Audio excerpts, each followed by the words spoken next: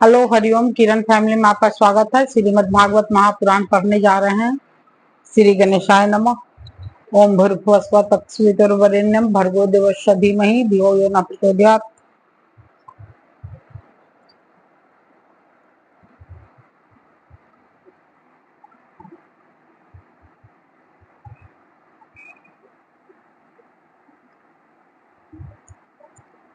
श्री राधा कृष्णाभ्याम नमः। श्रीमद् भागवत महापुराण द्वितीय खंड।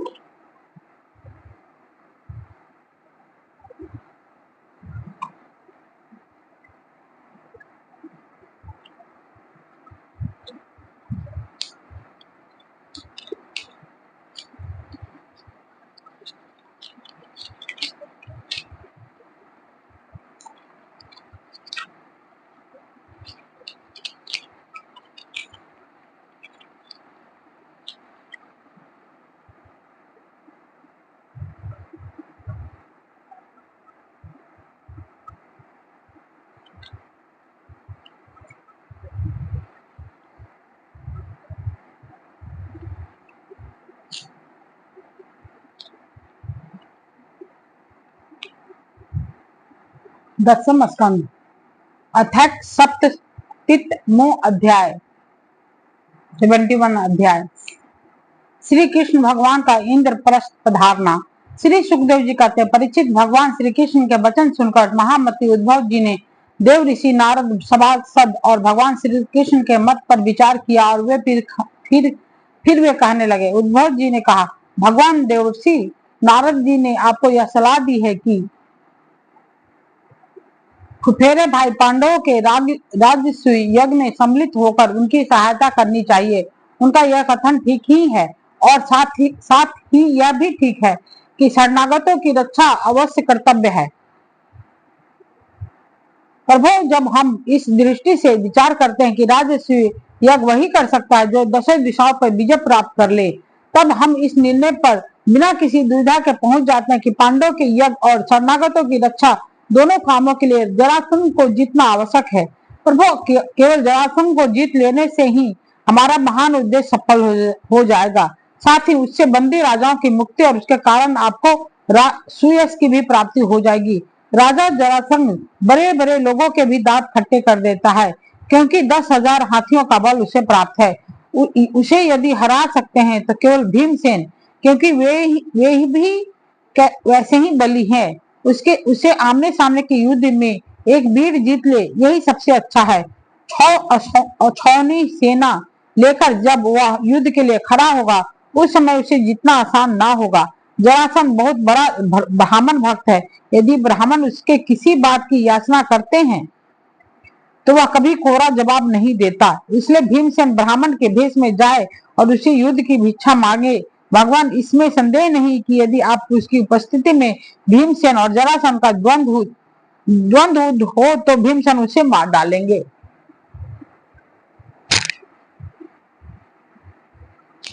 प्रभु, आप सर्वशक्तिमान, रूप रहित, काल स्वरूप हैं। विश्व की सृष्टि और प्रभु, आप सर्वशक्तिमान, रूप रहित, काल स्वरूप हैं। विश्व की सृष्टि और प्रलय आपकी ही शक्ति से होता है। ब्रह्मा और शंकर तो उसमें निमित्त मात्र हैं। इसी प्रकार जरासंध का वध तो होगा आपकी शक्ति से, भीमसेन केवल उसमें निमित्त मात्र होंगे। जब इस प्रकार आप जरासंध का वध कर डालेंगे, तब कैद में पड़े हुए राजाओं की रानियां अपने महलों में आपकी इस विशुद्ध लीला का गान करेगी कि आपने उनके शत्रु का नाश कर दिया और उनके प्राण पतियों को छुड़ा दिया। ठीक वैसे ही जैसे गोपियां शंख चूड़ से छुड़ाने की लीला का आपके शरणागत मुनिगण गजेंद्र और जानकी जी के उद्धार की लीला तथा हम लोग आपके माता पिता को कंस के कारागार से छुड़ाने की लीला का गान करते हैं। इसलिए प्रभु, जरासंध का वध स्वयं ही बहुत से प्रयोजन सिद्ध कर देगा। बंदी नरपतियों के पुण्य परिणाम से अथवा जरासंध के पाप परिणाम से सच्चिदानंद स्वरूप श्री कृष्ण आप भी तो इस समय राजसूय यज्ञ का होना ही पसंद करते हैं। इसलिए पहले आप वहां पधारिए। श्री सुखदेव जी कहते हैं, परीक्षित, उद्धव जी की यह सलाह सब प्रकार से हितकर और निर्दोष थी। देव ऋषि नारद, यदुवंश के बड़े बूढ़े और स्वयं भगवान श्री कृष्ण ने भी उनकी बात का समर्थन किया। अब अंतर्यामी भगवान श्री कृष्ण ने वसुदेव आदि गुरुजनों से अनुमति लेकर दारुक, जैत्र आदि सेवकों को इंद्रप्रस्थ जाने की तैयारी करने के लिए आज्ञा दी।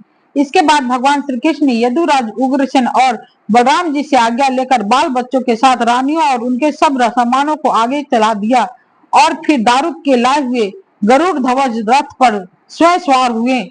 इसके बाद रथों, हाथियों, घुड़सवारों और पैदलों की भारी सेना के साथ उन्होंने प्रस्थान किया। उस समय मृदंग, नगारे, ढोल, शंख और नरसिंहों की ऊंची ध्वनि से दसों दिशाएं गूंज उठी।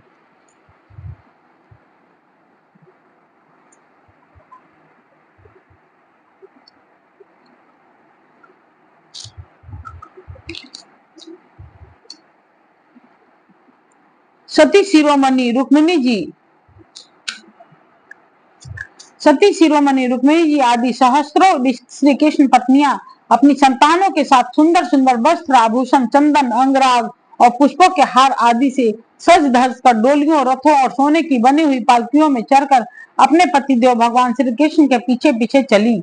पैदल सिपाही हाथों में ढाल तलवार लेकर उनकी रक्षा करते हुए चल रहे थे। इसी प्रकार अनुचरों की स्त्रियां और वारांगनाएं भली भांति श्रृंगार करके खस आदि की झोपड़ियों, भांति भांति के तंबुओं, कनातों, कमलों और ओढ़ने बिछाने आदि की सामग्रियों को बैलों, भैंसों, गधों और खच्चरों पर लाद कर तथा स्वयं पालकी, ऊंट, छकरों और हाथियों पर सवार होकर चली।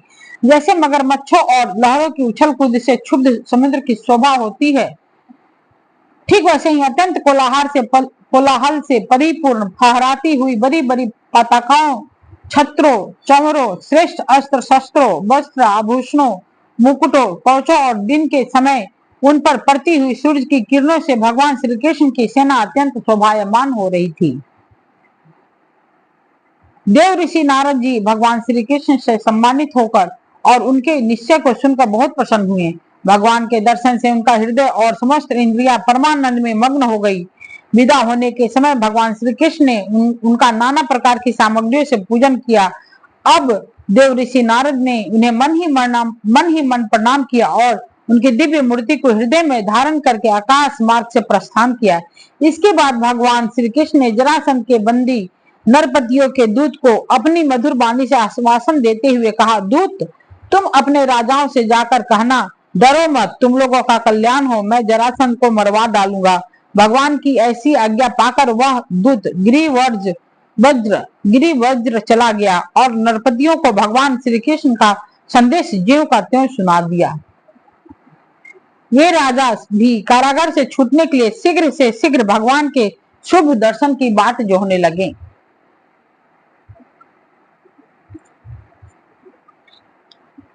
परीक्षित, अब भगवान श्री कृष्ण अनार्त, सौवीर, मरु, कुरुक्षेत्र और उनके बीच में पड़ने वाले पर्वत, नदी, नगर, गांव, अहीरों की बस्तियां तथा खानों को पार करते हुए आगे बढ़ने लगे। भगवान मुकुंद मार्ग में द्विती एवं सरस्वती नदी पार करके पंचाल और मत्स्य देशों में होते हुए इंद्रप्रस्थ जा पहुंचे। परीक्षित, भगवान श्री कृष्ण का दर्शन अत्यंत दुर्लभ है। जब अजात शत्रु महाराज युधिष्ठिर को यह समाचार मिला कि भगवान श्री कृष्ण पधार गए हैं, तब उनका रोम रोम आनंद से खिल उठा। वे अपने आचार्यों और स्वजन संबंधियों के साथ भगवान की अगवानी करने के लिए नगर से बाहर आए। मंगल गीत गाए जाने लगे, बाजे बजने लगे, बहुत से ब्राह्मण मिलकर ऊंचे स्वर से वेद मंत्रों का उच्चारण करने लगे। इस प्रकार वे बड़े आदर से हरिषकेश भगवान का स्वागत करने के लिए चले, जो जैसे इंद्रियां मुख प्राण से मिलने जा रही हो। भगवान श्री कृष्ण को देखकर राजा युधिष्ठिर का हृदय स्नेहातिरेक से गदगद हो गया। उन्हें बहुत दिनों पर अपने प्रियतम भगवान श्री कृष्ण को देखने का सौभाग्य प्राप्त हुआ। अतः उन्हें बार बार अपने हृदय से लगाने लगे। भगवान श्री कृष्ण का श्री ग्रह भगवती लक्ष्मी का पवित्र और एकमात्र निवास स्थान है। या राजा युधिष्ठिर अपनी दोनों भुजाओं से उनका आलिंगन करके समस्त पाप तापों से छुटकारा पा गए। वे सर्वतोभावेन परमानंद के समुद्र में मग्न हो गए। नेत्रों में आंसू छलक आए, अंग अंग पुलकित हो गया। उन्हें इस विश्व प्रपंच के भ्रम का तनिक भी स्मरण न रहा। तदंतर भीमसेन ने मुस्कुराकर अपने ममेरे भाई श्री कृष्ण का आलिंगन किया। इसके बाद उन्हें बड़ा आनंद मिला।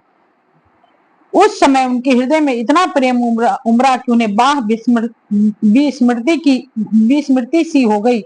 नकुल, सहदेव और अर्जुन ने भी अपने परम प्रियतम और हितैषी भगवान श्री कृष्ण का बड़े आनंद से आलिंगन प्राप्त किया। उस समय उनके नेत्रों में आंसुओं की बाढ़ सी आ गई।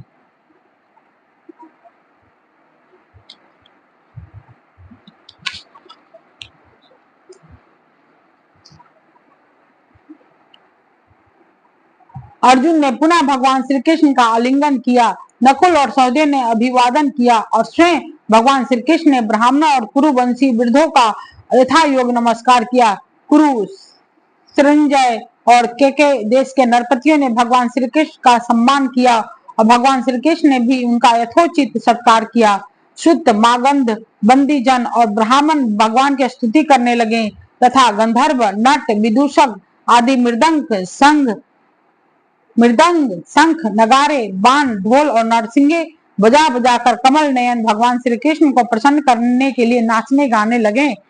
इस प्रकार परम यशस्वी भगवान श्री कृष्ण ने अपने सुहृदय स्वजनों के साथ सब प्रकार से सुसज्जित इंद्रप्रस्थ नगर में प्रवेश किया। उस समय लोग आपस में श्री कृष्ण की प्रशंसा करते चल रहे थे। इंद्रप्रस्थ नगर की सड़कें और गलियां मतवाले हाथियों के मध्य से तथा सुगंधित जल से सींच दी गई थी।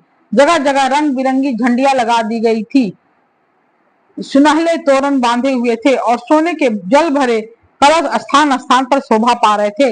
नगर के नर नारी नहा धोकर तथा नए वस्त्र आभूषण, पुष्पों के हार, इत्र फुलेल आदि से सज धज कर घूम रहे थे। घर घर में ठौर ठौर पर दीपक जलाए गए थे, जिससे दिवाली की सी छटा हो रही थी। प्रत्येक घर के झरोखे से धूप का धुआं निकलता हुआ बहुत ही भला मालूम होता था। सभी घरों के ऊपर पताकाएं फहरा रही थी तथा सोने के कलश और चांदी के शिखर जगमगा रहे थे। भगवान श्री कृष्ण इस प्रकार के महलों से परिपूर्ण पांडव की राजधानी इंद्रप्रस्थ नगर को देखते हुए आगे बढ़ रहे थे। जब युवतियों ने सुना कि मानव नेत्र के पान पात्र अर्थात अत्यंत दर्शनीय भगवान श्री कृष्ण राजपथ पर आ रहे हैं, तब उनके दर्शन की उत्सुकता के आवेग से उनकी चोटियों और साड़ियों की गांठें ढीली पड़ गई। उन्होंने घर का काम काज तो छोड़ ही दिया, सेज पर सोए हुए अपने पति को भी छोड़ दिया और भगवान श्री कृष्ण का दर्शन करने के लिए राजपथ पर दौड़ आई। सड़क पर हाथी, घोड़े, रथ और पैदल सेना की भीड़ लग रही थी। उन स्त्रियों ने अटारियों पर चढ़कर रानियों के सहित भगवान श्री कृष्ण का दर्शन किया, उनके ऊपर पुष्पों की वर्षा की और मन ही मन आलिंगन किया तथा प्रेम भरी मुस्कान एवं चितवन से उनका सुस्वागत किया।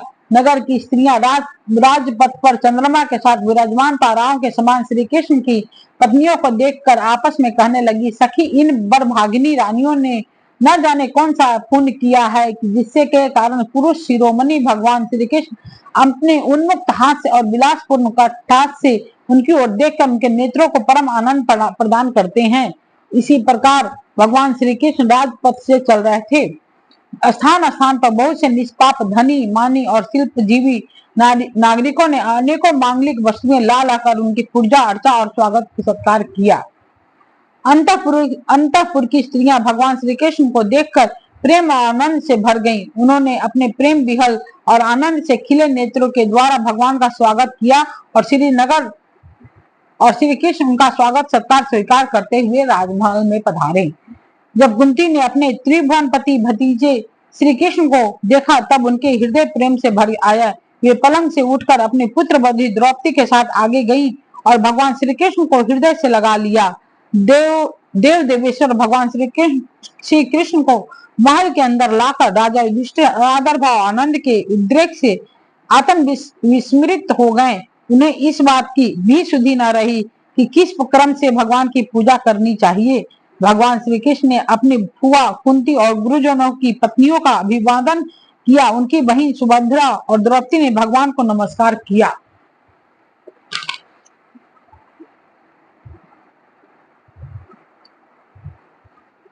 अपनी सास कुंती के प्रेरणा से द्रौपदी ने वस्त्र, आभूषण, माला आदि के द्वारा रुक्मिणी, सत्यभामा, भद्रा, जामवंती, कालिंदी, मित्रविंदा, लक्ष्मणा और परम साध्वी सत्या भगवान श्री कृष्ण की इन पटरानियों का तथा आई हुई कृष्ण की अन्य रानियों का भी यथा योग सत्कार किया। धर्मराज युधिष्ठिर ने भगवान श्री कृष्ण को उनकी सेना, सेवक, मंत्री और पत्नियों के साथ ऐसे स्थान में ठहराया जहां उन्हें नित्य नई नई सुख की सामग्रियां प्राप्त हो। अर्जुन के साथ रहकर भगवान श्री कृष्ण ने खांडव वन का दाह करवाकर अग्नि को तृप्त किया था और मायासुर को उससे बचाया था। परीक्षित, उस मायासुर ने ही धर्मराज युधिष्ठिर के लिए भगवान की आज्ञा से एक दिव्य सभा तैयार कर दी। भगवान श्री कृष्ण राजा युधिष्ठिर को आनंदित करने के लिए कई महीनों तक इंद्रप्रस्थ में ही रहे। वे समय समय पर अर्जुन के साथ रथ पर सवार होकर विहार करने के लिए इधर उधर चले जाया करते थे। उस समय बड़े बड़े वीर सैनिक भी उनकी सेवा के लिए साथ साथ जाते। इति श्रीमद्भागवते महापुराणे परमहंसाय संहितायां दशम स्कंधे उत्तरार्धे श्री कृष्ण अस्य इंद्रप्रस्थ आगमनम नामक सप्ततितमो अध्याय।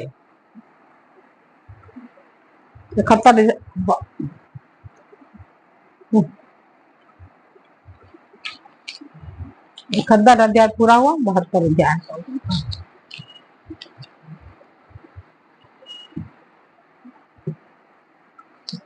ओम भूर्भुवस्सुः तत्सवितुर्वरेण्यं भर्गो देवस्य धीमहि धियो यो न प्रचोदयात्। ठीक है दोस्त, हरिओम।